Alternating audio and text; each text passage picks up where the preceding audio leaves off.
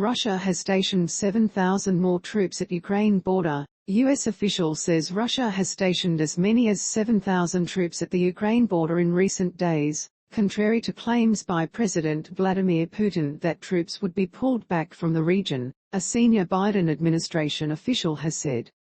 Key points: Russia has massed about 150,000 troops east, north and south of Ukraine, according to Western estimates.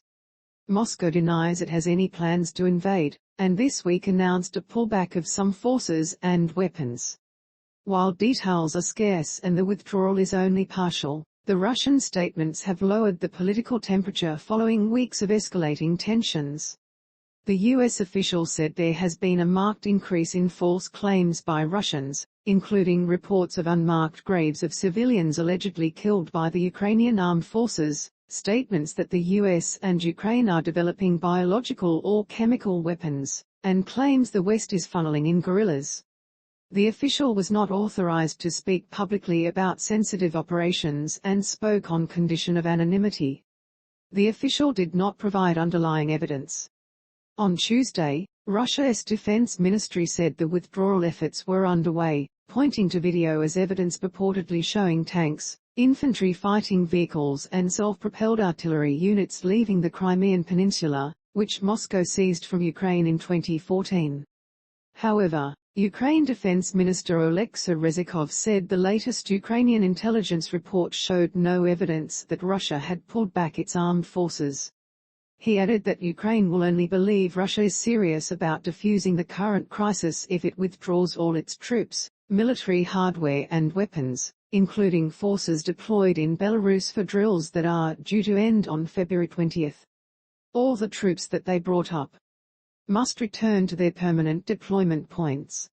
Then it will be clear that they have cancelled their aggressive plans, Mr Reznikov said. According to the Ukrainian military, about 140,000 combined Russian military and pro-Russian separatist forces are currently massed near Ukraine, including 125,000 ground troops. By way of comparison, Mr Reznikov said Ukraine has around 35,000 troops in its eastern Donbass region, where Kyiv has been battling a Russian-backed separatist insurgency since 2014. His comments followed similar sentiment from NATO and the United States, the latter adamant Russia could not be taken at their word. NATO Secretary-General Jens Stoltenberg said the body could prove Russia's failure to withdraw troops from Ukraine's borders with satellite images.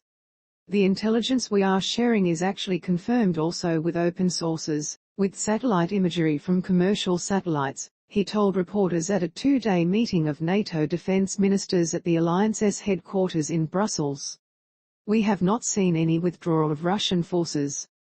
And of course, that contradicts the message of diplomatic efforts. The United States warned that Russian officials are planting stories in the press that could be used as a pretext for an invasion of Ukraine. The State Department said the false claims include that Washington and Kyiv are developing biological or chemical weapons. Of particular concern is Russian President Vladimir Putin's claim that genocide is taking place in eastern Ukraine's Donbass region. It is completely obvious that the overwhelming majority of people in our country sympathize with Donbass residents, support them, and hope for the situation there to drastically improve for them, Mr Putin said after a meeting with German Chancellor Olaf Scholz in Moscow.